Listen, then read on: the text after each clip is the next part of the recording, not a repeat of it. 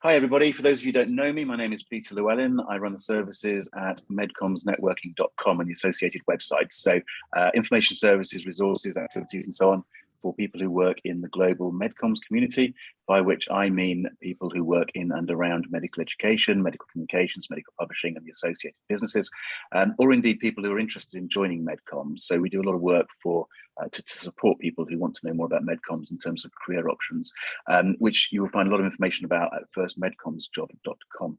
We're doing a lot of these webinars at the moment, and over the last couple of years, lots of webinars. We've recorded lots of material. You'll find the recordings are all at NetworkPharma TV. The recording of this should be there later, along with hundreds of others, all relevant to the MedComms business generally. Okay, so today, absolutely delighted. We've got Braydon in from the States, we've got Mark in from the UK.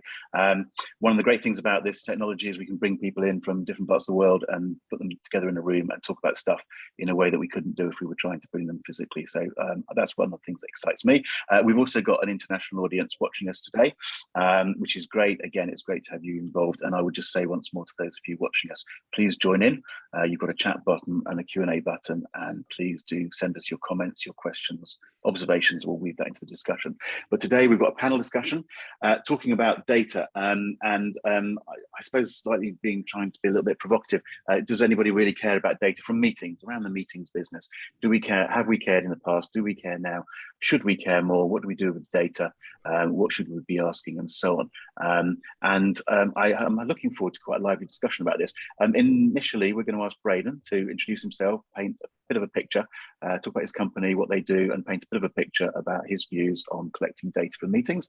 And then Mark's going to come in, introduce himself, and put his point of view. And we're going to then open it up to an open Q&A. So Braydon, over to you. Thanks, Peter. I appreciate it. Always fun to conversation with you. I'm Braydon McCormick. I'm CEO and co-founder of Intempio. We are digital meeting strategists, designers, and producers working almost exclusively with the top pharma and MedComms over the last 10, 15 years or so. We tend to have this goal of, from a conversation around data standpoint, of really formulating a data strategy that works really well within a digital meeting setting. And I think what's kind of interesting is over the pandemic, we've started to see people who are recognizing how much data you can get out of a digital meeting versus like an in-person meeting, outside of the leave behind satisfaction surveys you used to do sitting on the tabletops. We can do a lot more here. So I think that's an exciting aspect of this that we'll get into a bunch about. But I would love to hear from Mark's intro before we kind of dig into the meat of this, because he's an interesting fellow apparently. Okay, on Braydon, you've got a case study to come, Braydon. So I think we all know who's the star of the show. So Mark Handforth, and I'm a director of a strategy company that focuses on meetings and events within the healthcare sector. So exclusively in that space. If you're trying to work out a thoughtful plan on how to deliver meetings of any type, then that's the type of work that we do. Sort of aligned to that, we also have a platform, Doesn't Everybody? And that platform is a compliance assessment and training platform for meeting venues, which will make Peter very happy. And we have a new platform coming soon. So when physical meetings return and you're looking to book events, we provide a compliance assessment on that platform rather than a subjective kind of view. So that's essentially me. Where do we go now? Are we just going to jump into the topics we discussed yesterday? I guess we are. Yeah, I know. I'm going to bounce it straight back to Braydon and let you lead the way on this one, Braydon. And you can produce your case study and so on, but just shape the conversation a little bit with your views on the data collection. Yeah, so I mean, we certainly will talk about the case study, which I think is a kind of a fascinating shift in the way we think about data collection in meetings. But over the years, we've had mixed success with getting our clients to actually really engage with the possibility of extracting data from meetings. I mean, I think back on, this is 3 or 4 years ago, we were doing a whole ton of digital speaker programs, and we came up with these fantastic dashboards about engagement, and came up with these fantastic dashboards about like the KOL's degree of capability in terms of engagement and delivering a message and compliance. I mean, all kinds of stuff, right? And they just didn't care. We presented it, don't want to hear it. How many people attended? That was all that mattered, right? And it continues to baffle me. Like, I can give you like directional data on the feedback from attendees at speaker programs, and you don't care. And I think this is like an interesting. It tells us something really important about the way people interpret and make meaning out of data, right? Which is that I'm not sure I want to really, and the conclusion we came to was, I'm not sure I really want to know what people have to say, right? My job in this example, the speaker program, my job is to get people's butts in seats. That's how I'm measured. If I find out things that are not maybe that positive about what they're saying, that might not reflect so well on my program, and they might decide we don't want to do that anymore, right? So it becomes this question of like, what impact does data have on me? What value does it have to my personal portfolio as a manager, typically? Right. And managers, as we know, actually drive implementation of things and whether or not stuff gets done. And so I think, the first big challenge that we see with data is the motivation for using it. But I suspect, and I mean, this is anecdotal, but I suspect that part of that is I don't really know exactly what I can measure, particularly in qualitative settings. So we're having a discussion here. This is a qualitative meeting. It's not like we're running stats against thousands and thousands and thousands and thousands of, interactions or something like that. You can certainly do that. But like, what would I want to get out of this? How would I find data inside of this meeting, qualitative data? That's really hard to do. I mean, people get PhDs in qualitative data analysis and collection, right? So like if I'm just a manager, not to just mean a manager, but like if I'm just a manager at a pharma trying to figure out what data to collect in an ad board, let's say, which is the example we're going to talk about in a second, like how do I do that in a meaningful way that is going to add value back to myself, but also back to the brand and hopefully, create positive direction? It's just really daunting, right? And plus there's nobody typically specifically who's geared toward data thought, data design, data management. You might have to go to, particularly in a large pharma, you might go to like the data group, and then 6 months later, you'll get a recommendation that you can't even apply anymore, right? So as a manager, I've got to deal with contracting of HCPs. I've got to deal with remuneration and TOV concerns, particularly if you're taking them out to lunch, Peter, and giving them ham sandwiches, right? So I've got to deal with travel and all this kind of stuff. I've got to deal with my MedComms who are going to come up with it. I don't have time to figure this out. So it just kind of creates what I think of as like a big barrier. Like, I'm not sure how this is going to affect me. I'm not sure how I would collect it. And I'm way too busy to actually deal with this anyway. So it becomes a non-starter. I think it's not true for every type of meeting. I think the challenge we have is that some meeting types, have a high threshold for good data collection, good interpretation, good action. So anything that's linked to CME, CPD, generally because you have the pressure of, unless you're evaluating, unless you're proving you've made a difference from A to B, then you're not going to get your accreditation, you're not going to get your points. Is that a good thing? Possibly if you believe in data being preeminent in terms of making good decisions. So I think we can hive that off and say there's some good practice out there, actually. It's not perfect, but there's some good practice out there. I think one of the things that hamstrings is the fact that historically we haven't really done a good job in evaluating physical in-person meetings. And I can remember the late 80s running meetings where data evaluation forms, even any sense of other than a pat on the back being the attribution of something being successful, that's kind of where you were. And really, we've slowly, very, very slowly moved and changed from that evolution, that really low, kind of benchmark. And I think until we start really looking at where best practices and good examples are and saying actually data has to be important. And I always say to people in the work I do, you're better off starting to say that you're going to evaluate everything. You're going to gather data on everything, and rather than just cherry pick it, because as soon as you give people get out of jail free cards, then people often want to take it for really the reasons that Braydon you were talking about, which is I'm now going to start thinking, I've got to divert some of my time I don't have into starting to think about data, and the outcomes might be not what I want, and they might even look at my performance individually. If the outcomes are not reached and I was the central person in terms of stakeholder and budget, am I going to be the person that folk look at and say that actually didn't work?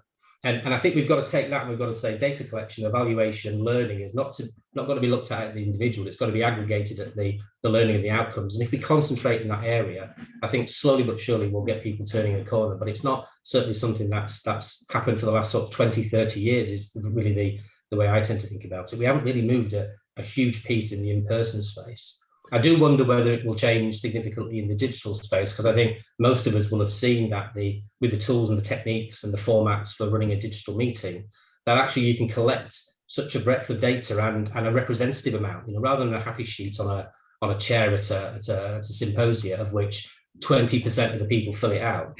If you're smart, nigh on 100% of people can fill out, meaningful, deliver you meaningful data that you can then do something with. So I think there's a fair amount of shifts, but there is some best practice out there, and I think CME CPD provides some of that. Well, let me react to that for a second, Mark. So like, and not to be too contrarian to what you're saying, or maybe it's an anecdote adjacent to, like, but we used to do a ton of training work, right? Commercial training in the pharma space. And this is sales reps who need to be upskilled or what have you, right? And the key metric, this is coming out of one of our clients from a number of years ago, the key metric was first time pass rates, right? So at the conclusion of this class, and they needed to score above 90% in terms of, as a training division of 90% or more first time pass rates. Well, that was their measure. That was their data measure. So how do you get to 90% of first time pass rates? You don't let them take the test until they're absolutely ready, right? Ready, yeah. Right. And you do a draft test, and then only after they've passed the draft test a couple of times and you've done role plays, do you then let them take the test. So that becomes an interesting measure. The question though is really, okay, so they've passed, they're now certified to sell. Are they any good? Did they change their behaviors in a meaningful way? So like out of the training space, there's this thing called the Kirkpatrick measures, which is this 4 measures, right? Which is the happy sheets you just talked about. Did I like it? Okay, I don't care. That's a sentiment tracker. We've known for a long time that sentiment doesn't really mean a whole lot. Level 2 is, did I learn something? Was there a knowledge exchange, a knowledge increase? Level 3 is, was there a behavior change? Level 4 was there a business impact, right? Business impact is notoriously difficult to measure in the training space.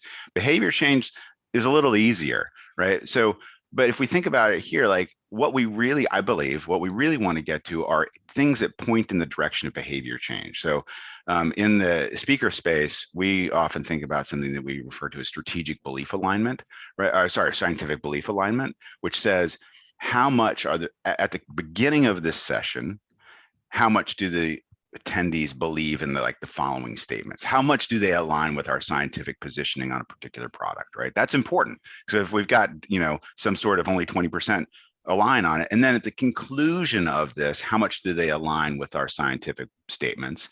That should indicate some type of behavior change, right? If we believe that change in belief results in change in behavior, not always, but often does, then we can kind of start to get at some more granular level of measures other than did everybody like it, right? So I guess that's kind of in a similar vein to what you're saying, Mark, happy sheets are not the end all be all. I mean, net promoter scores are fine, but that doesn't really get us that far.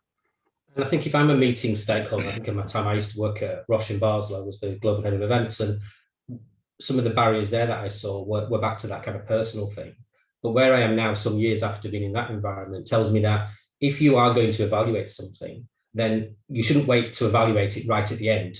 Once you then have little chance to react to that evaluation, learning in particular, in actual fact, what you've got to be doing is you've got to be evaluating that as you go through even a short meeting and sort of the long form types, so you can react to it in the moment.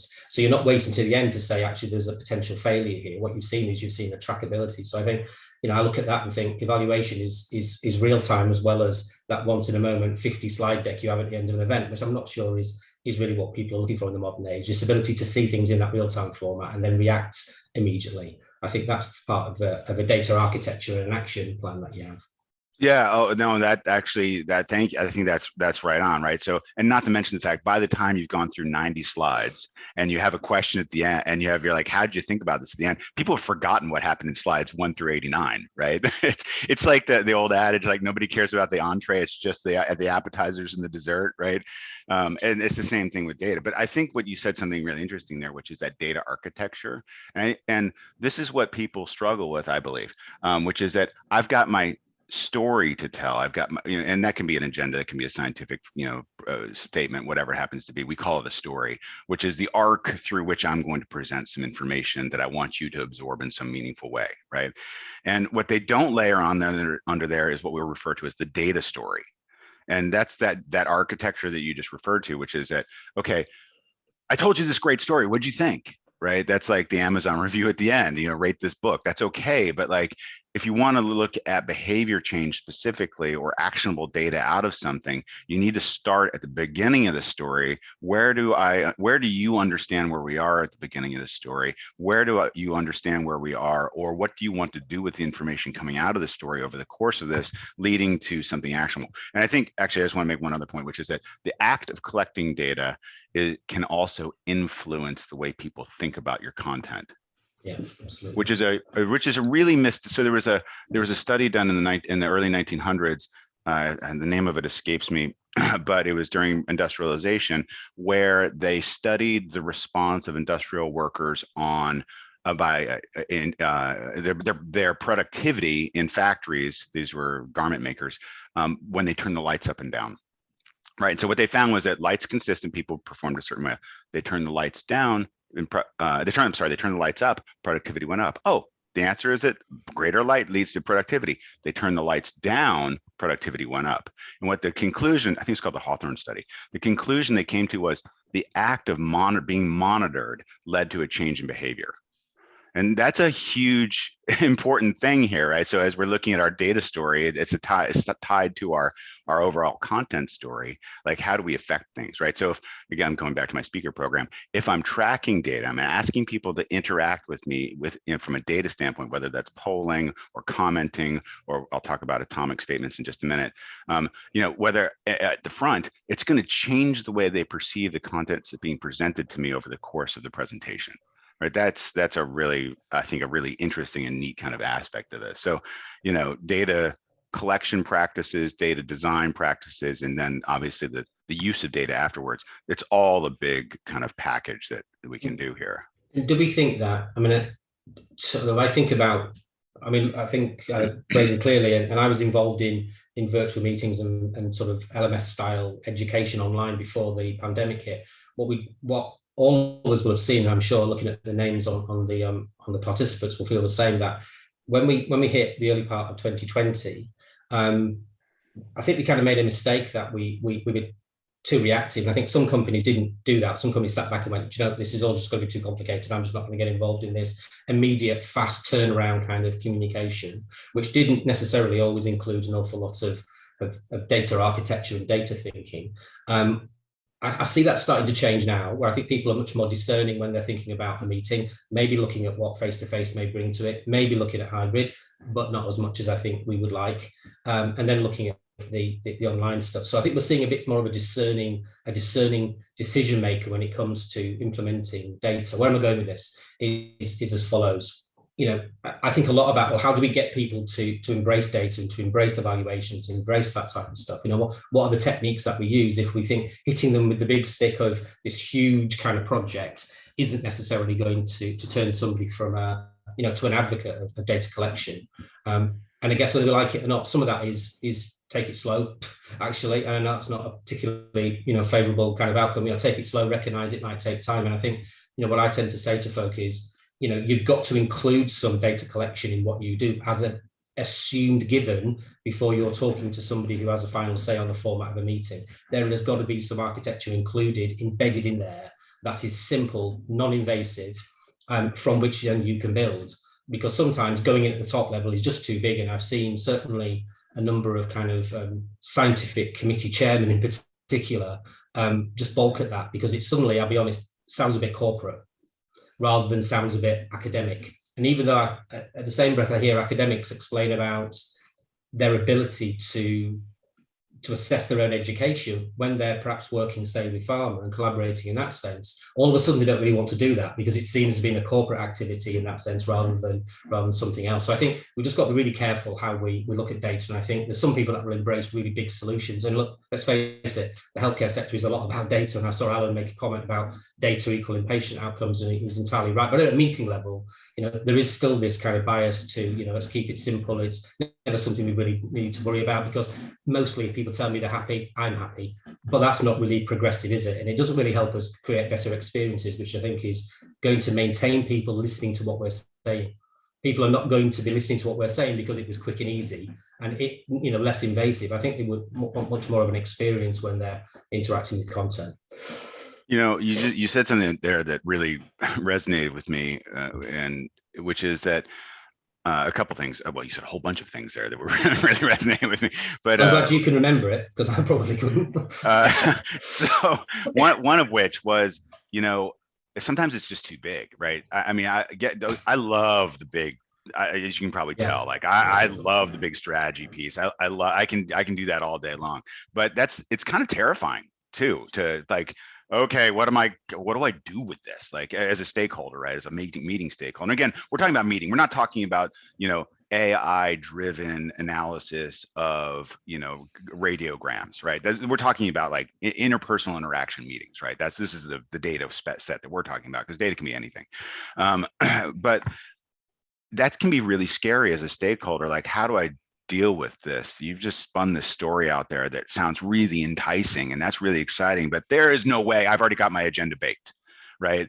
And so that was the second thing, is that what we see as a major barrier to the inclusion of a meaningful data story is I've thought about my content, I've already baked my agenda, my track is done, and I can't go back and change this. I've already put it through compliance and regulatory. I'm going to have to go back. Now you want me to, put these things? There's no way, right? So big elephant in the room. How do you deal with qualitative data in a regulatory, controlled environment? That's a tough one. So these are real barriers.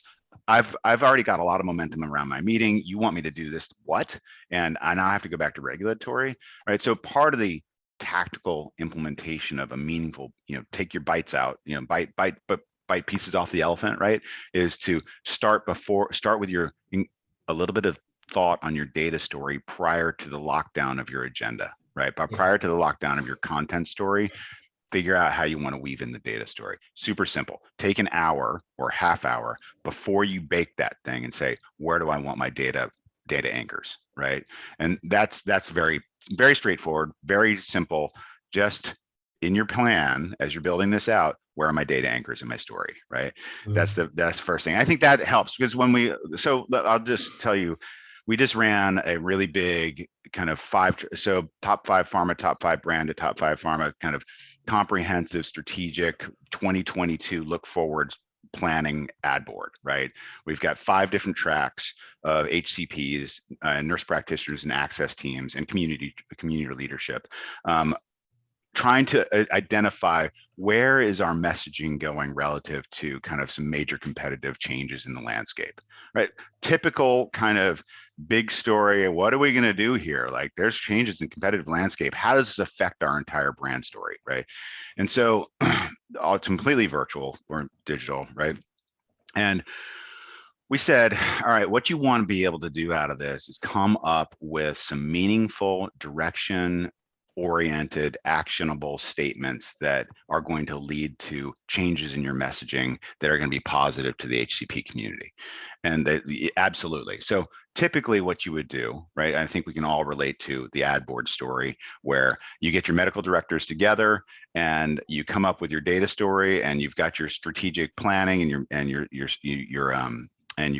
messaging strategy, and you're going to put together a series of stimulus and a series of questions, and those questions are going to come together, and we're going to sit down with our advisors in person, online, and we're going to have a rich discussion. Those medical directors are going to listen and scribble as fast as they can, and then they're going to take the recording, and they're going to either take the recording, visual recording, or they're going to take the transcript, and they're going to go through and they're going to write up their summary report. Right? That's the typical format. And what we recommended was certainly have the conversation. Having a rich conversation with competing opinions is very, very valuable, and you need to do that, right? But what we want to also do is try to extract from those conversations in real time meaningful, actionable statements, and then get those advisors to validate those statements. So this is kind of I just want to stop. That's a big change from the way you typically approach a free-form conversation around a stimulus and discussion, right? Typical stimulus and discussion, I've got my chair of my track who is going to be conversing about, whatever, let's call it, competitive landscape, endpoint discussion, I don't know, making it up, it doesn't matter. And you want to have that rich conversation. But now what we want to do is in those data, have some data anchors in that, right? So the facilitator is looking for something a little bit different now. We're having a rich conversation. Give me what we refer to as an atomic unit, atomic statement, which is an atomic statement, I'll define it here, is a statement that you can make that is comprehensive and it's enclosed in itself, that you can take out of a meeting, put into a different context and have it be understood.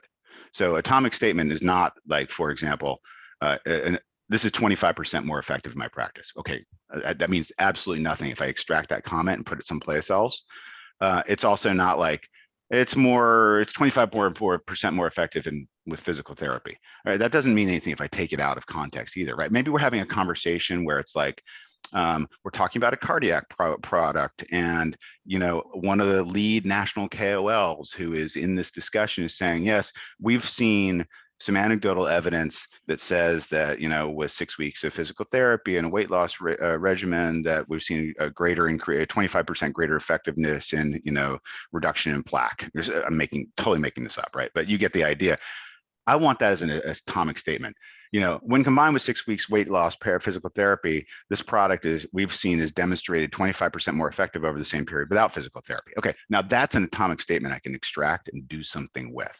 Right?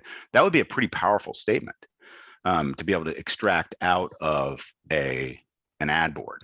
Now, that's what we attempted to get to with this 5-track ad board, not those statements specifically, right? This was a totally different product, I'm making it up. But and to Mark's point, it was really hard to get the stakeholder to get there. They got it conceptually, but the MedComms company was like, we're halfway done with the story. Like, my MedComms directors, we've got 7 other ad boards that are coming online, right? We don't have time to be able to retrain the facilitators to do this. Yes, we want that data. That's fantastic. How can we get that, right? So we had to shortcut it a little bit. To be perfectly transparent, we had to shortcut it a little bit and guess at some of those statements and use those with ranking and rating polls. Right. So what we wound up implementing is the data anchor points, where within each track, these were harmonized tracks, right? So this was a strategic view, and we had the community, we had nurse practitioners, we had access folks, we had dosing commentary, and we had competitive landscape review, right? These were the kind of 5 tracks across here. What we did is we had harmonized polling anchor points throughout the tracks that led to being able to look across all 5 tracks and answer similar questions, be able to kind of get much greater data. Now, that's not quite the atomic statements, but it was like a simulated atomic statements. Where we're going next is the extraction of atomic statements from the advisors themselves and allowing them to rank the importance of those atomic statements. So going back to my example of, when combined with 6 weeks, weight loss regime and physical therapy, we saw a 25% greater efficacy. What if we found that that was an atomic statement that all advisors agreed had relevancy, timeliness, urgency, and accuracy, right? That's something we should probably follow up with a new trial on, right? Then we had no idea we were looking for that, and it came out of this ad board, right? That's the implementation and effective implementation of data that leads to new strategic direction. That's really cool. I mean, I've kind of wandered around this a little bit, right? Because entered in with, it's hard to get people to do this, and there are shortcut ways to do it, right? But look at where you can go if you shortcut it. So the next round of this includes our atomic statements methodology, right? So we did step 1, which was, where are we in the agenda? Can we add some smaller types of data extraction anchor points? And now in phase 2, it's where in our agenda can we build in actual atomic units as a way to extract meaningful data that gets rated and ranked by the advisors, so that my medical directors have a shortcut to their summaries that have greater validity in their data story. Does that make sense? I'm just rattling on and on and on. I get very excited about this. Yeah, the thing that struck my mind is simply this, that, excuse me, I think in every brief that, people on this call from a MedComms point of view will get, will have the word innovation within it. We want innovation. We want to do this in an innovative way, creatively, whatever. Whether that ambition is always realized every time, others can make their own point about that. I bet you can guess where it is on that one. But what is innovation? Is innovation about a new platform? No, it shouldn't be. But I think hopefully we're well past this idea of a new platform being really important and overly important to people. What I do like in what you just said was about actually challenging the norm and challenging the innovation of the conversation, how you do this. Am I right in assuming that this was all online? Yeah. So I just want to, but Mark, I just want to say something. Platform can be very important, right? Yeah, so I mean, but that platform has to conform to what your overall design is. So take not whatever on its own, platform. No, not on its own. No. Like take whatever platform you've got and bend it to the will of your data design. Sorry, go ahead. Please continue with your thought. No, it's fine. I was going to probably go in a similar place. I think it keeps telling me time and time again that how we construct an interaction, whether it's face to face or whether it's in person, you know, we have to change the way that it's, you know, we've been doing it in the past, because what we've done in the past, certainly from a data point of view, hasn't always been great. You know, it's got to evolve. It's got to go into a new place. And I think what we're certainly seeing in the last sort of I'd say last 12 months is the ability to get at much more innovative formats that really help people share information. And you know, I don't think we had that tool in 2019 fully. It wasn't fully developed. That's what I think all of us would recognize has happened, you know, for the good in the last 2 years, is that technology has flown on and it's provided us the platform to do these new formats, to be genuinely innovative and to find new ways of doing things. And I think one of the reasons for that is that I look at people that participate in meetings, and you know, we're all one all the time, but generally, you know, sitting in meetings, listening to content. And I think certainly where there has to be a really clear outcome rather than a conversation, how you get to that has got to change, and is changing and has changed. You know, just the way that you communicate with somebody, that you get an outcome which they get involved with and can feel an ownership within. And we've got such wonderful tools to do that now. But I think what we need to guard against is this idea of, if it can't be a really big solution, it can't be a small solution either. That gets you on that pathway. That is that little acorn that eventually grows. And I think that's something I always impress upon everybody I work with. Certainly when I'm looking at agency proposals that we review with clients, sometimes you kind of have to see where people want to go and actually say, well, we're going to sort of select you, but because we think we might get there in 2 years. But right now, we're not going to get there right now, but we can see where you're going. So we're actually going to pare you back, drag you down, make it something much more achievable. And guess what? We'll grow into that over time. And I don't think I have much of an apology for taking that approach when we've just gone through so much change in the last 2 years. Just seeing that longer term view, I think makes some sense, however ambitious it seems on day one. So if I were, I like that, I get that, right? So I heard a number of things. So if you're thinking about the atomic statement stuff that I was just talking about, like it falls to the facilitator often, and the facilitator and the way the platform is implemented to kind of figure out what an atomic statement is. So just to demonstrate how we're having a very free-form conversation right now, right?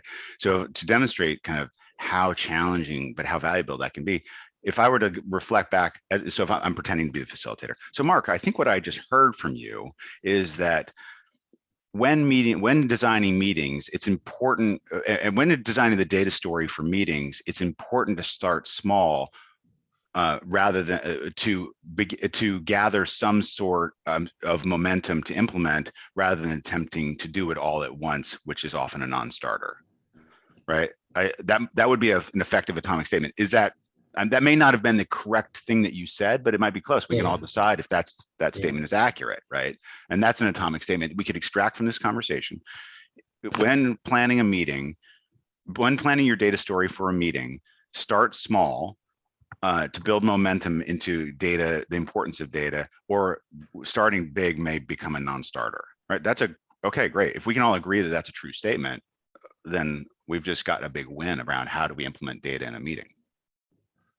You know, can I just cut in? I think this is fascinating, and it's great just to be sitting back listening to you two chatting away like this. But can I take it in a slightly different direction as well? Yeah. We have only got a few minutes left, and I'd just like to cover up a different side of this in terms of capturing data, interpreting data, and so on. What we're talking about now, what we've talked about a lot, is setting up an advisory board meeting or whatever, and capturing data from the content and understanding that, and so on and so forth.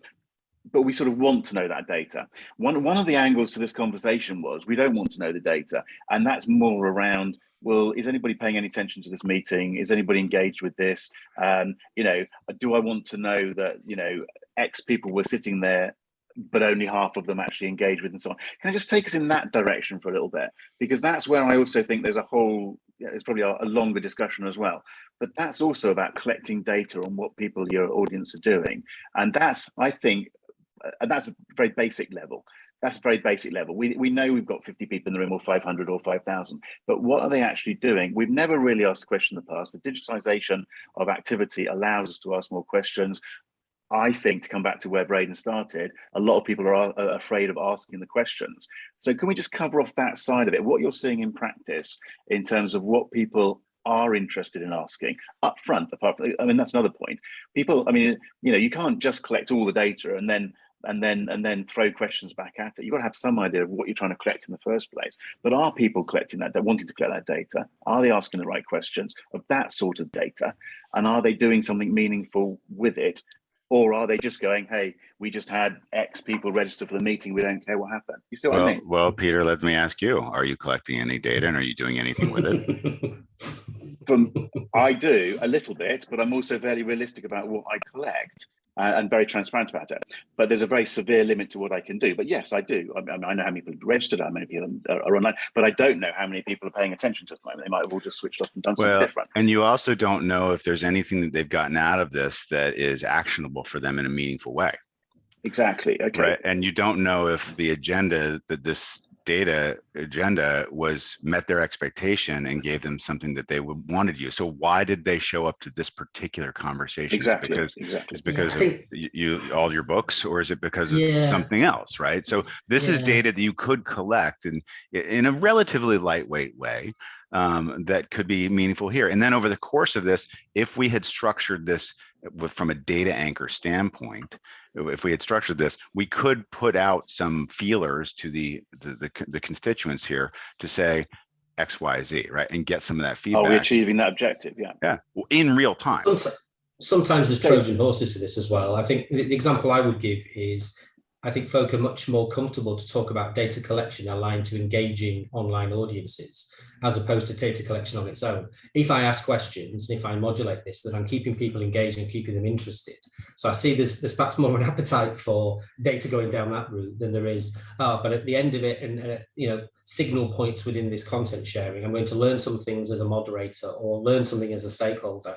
That's going to make me take a different route, re-interject in a meeting and redirect folk. I think that can sometimes be a real struggle for people still. So I think, at least if people are capturing data to keep people entertained in some version, then that's back on that journey that people are taking, because then at least you're collecting stuff. It becomes common. I think if people get habits, that's a good thing.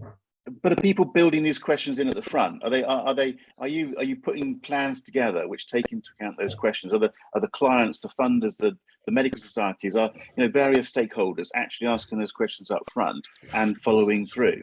By and large, no. Right? Okay, it's a patchwork. But let me. I mean, I'm recognizing that we're almost at the end here. Like, we could do this real quick, right? So some of this is a facilitation technique as well. So like, I could say, hey, Miranda from Cheshire, I can call her out. By the way, I see you, Miranda. Like, have you seen this type of data implementation? How often do you see this type of data implementation? Or let me call out my friend over here, Mitchell Collier, not a friend, but we're also both here on the East Coast of the United States.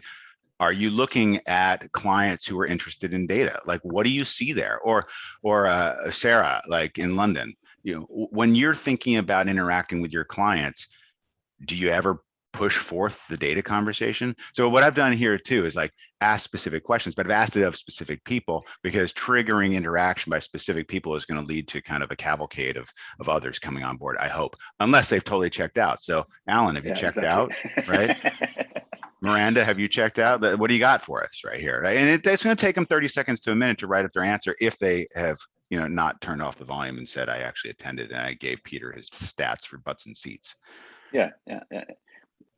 Okay, but there's Sarah saying she's still here. Okay, but I'm still trying to pursue that. I'm still trying to pursue this simple little point that I just don't know what the answer is. Are people going into a meeting these days asking the basic questions, let alone the more complicated questions, and building, and setting the terms of reference? And if we're going to come back afterwards and judge the success of this, how are we judging the success of it? And one approach might be just gather all the data and then work it out later. But I would question whether we shouldn't have people asking some questions to begin with. And if so, what are they asking? It varies in our experience. Like you'll always see, show me the attendance records. You always see that, but that's not real data in my view, right? So you see some fairly, so what do we see the most of? Attendance. What do we see the next most of? I want to do some polling, but it's typically under the heading of engagement, but that's not what we're talking about here. So what other kind of polling can I get? We're starting to see some of that. The more advanced data anchors that we put into meetings, we don't see a lot of. Like we as Intempio are really pushing that agenda. And the enthusiasm I see, to be honest, can come from external parties, platforms, agencies who are professionalizing what they're doing. And, you know, that's the right word. They are looking at what they're providing and want to professionalize it. I'm not sure. And I thought, was it Sarah said, sometimes is the answer. And I see the same thing. Sometimes that resonates with people and sometimes it doesn't. And I think, you know, if we're going to create the experiences and the outcomes that we want over the long term, we've got to change that. And I think we've got to change it by evaluating everything. And you know, having some methodologies which we can all stand behind, such as the CME CPD environment has done in trying to create at least some benchmarks. If we don't do that, then we're pushing a lot uphill right now still. Even if there is some great practice that I'm sure people recognize, there's still a big journey to get it to be a habit, which I think is what we really want it to be and should be. Mm-hmm.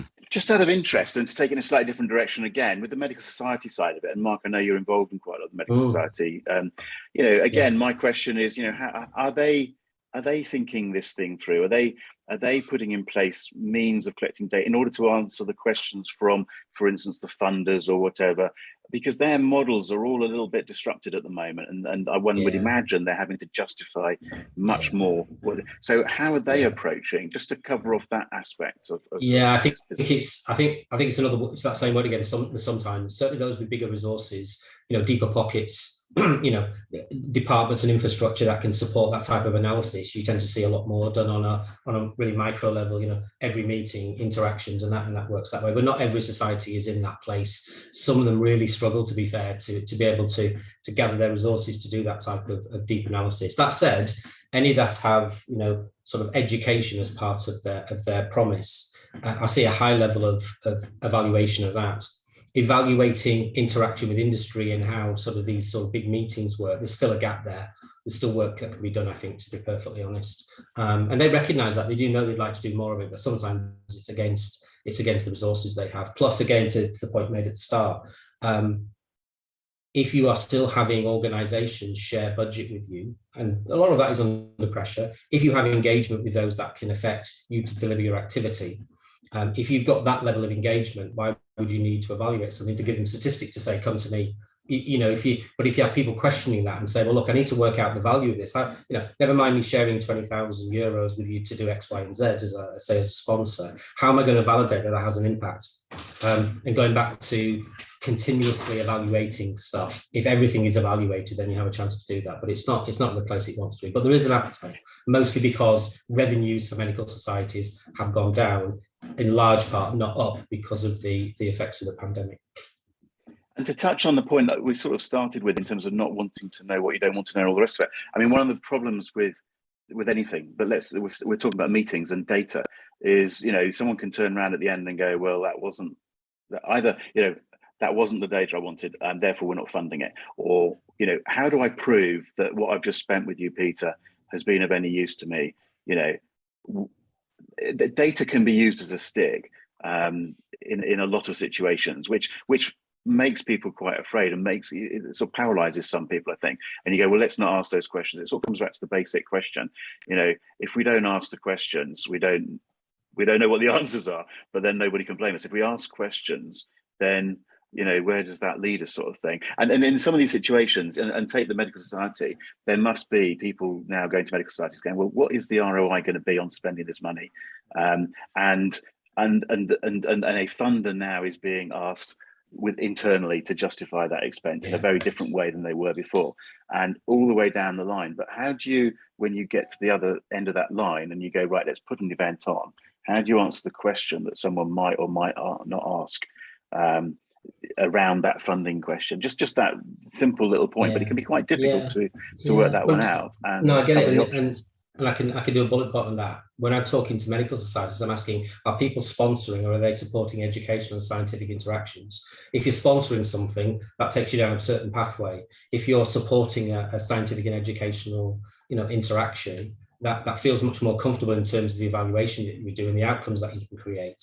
And if you go down that pathway rather than the traditional sponsorship one, that doesn't open up opportunities that don't exist when it's sponsorship, because it's financially centric, almost full stop. Okay, we've gone over time again, but Braydon, just come back to that basic question which we sort of posed. Do people not want to know the data in the first place, sort of thing? Just what's your final comment on that in your experience?